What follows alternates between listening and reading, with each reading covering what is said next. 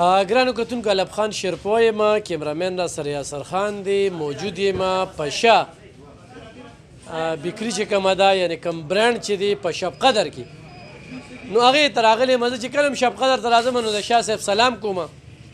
خو کتونکو نن ما پریکټیکلي چې کوم دی نو شاه بیکري بره لاندې مکمل وکتله.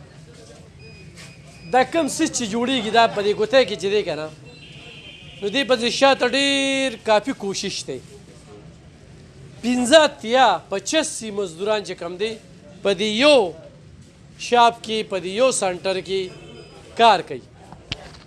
په دې یو سنټر کې چې کوم دی 85 کسان په روزګار دي. 85 کسان 9 لاک پورې صرف د دوی چې کوم دی نو دا ګیس بیل دی د میاشتې. پیسې له راځي.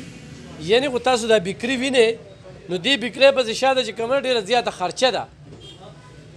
دا ځلوبۍ چې کوم پسې کې تیارې شوې دي ته وګوره که نه، دا د شمع غوړیو په یو ټیم کې تیارې شوې دي ته وګوره. دا ما پریکټیکلي وکتل دا څیزونه. دا بسکټ چې تیارېږي دې دپاره یو بېل ځای دی او په هغې کې چې کوم دی نو 30-40 کسان کار کوي. نو دا کاریګران دي دلته چې دا کوم کاریګري او دا د کوم ځای نه کتلي دي، کوم ځای نه راوستلي دي، نو یقینا دا چې کوم دی نو د کار کاریګر دی. خپل ځاني چې کله راشو کاونټر کې هم چې څه خوښ شي نو دې ځای نه ښه بې دغه هغه تې وړو. خو خلکو سره هم شریکو چې شاه بیکري په شب قدر کې کوم اړخ ته هم ځي دا باقاعده کاونټر دې اړخ ته هم کس ولاړ دی او اخوا ته هم چې کوم دی کس ولاړي. او د مومندو نه، د باجوړ نه، د میچنۍ نه، ورسک روډ نه، دغه ټولو ځینو نه چې کوم دی نو خلک راځي او د شاه بیکرۍ نه چې کوم دی نو بیکري وړي.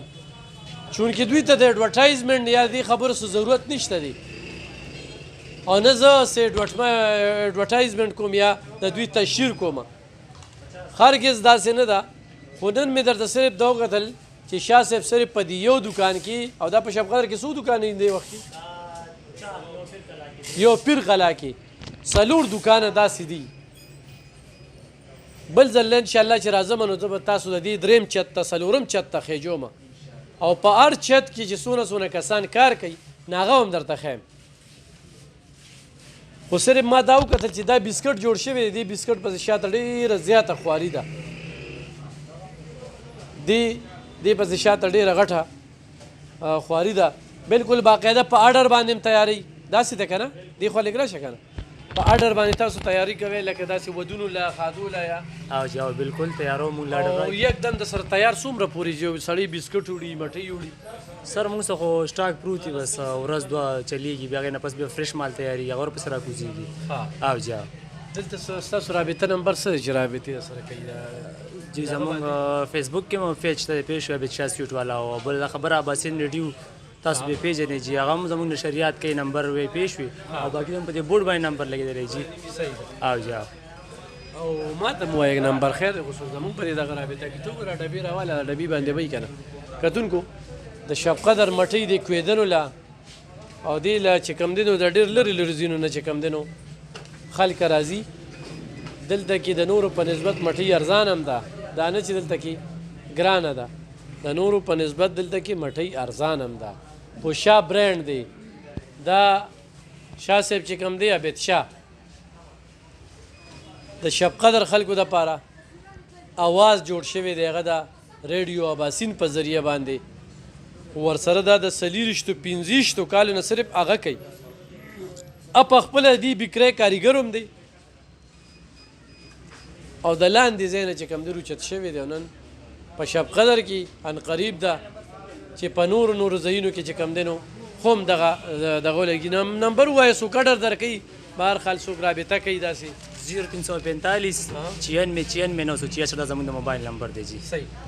کتونکو دغه ما تاسو سره شاه سویټ چې کوم دی نو دغه پروګرام شریکو راغلی وم نو ما یې چې تاسو سره شریک هم کړم. ضرور راشئ، ذایقه والی وخورئ، خوند ترې والی. واده ښادی وي ارزان ریټ باندې شاه سویټس نه دا زه چې دې وخت کې ولاړ یم دا په میچنی روډ باندې یا کغون روډ باندې په هغه او پیر قلعه کې هم دی او بیا په چوک کې هم دی خو دا زه چې ولاړ یم نو زه د دې خبره کوم او دغه شانتي د ټولو سیسټم دغه شانتي ډېره مننه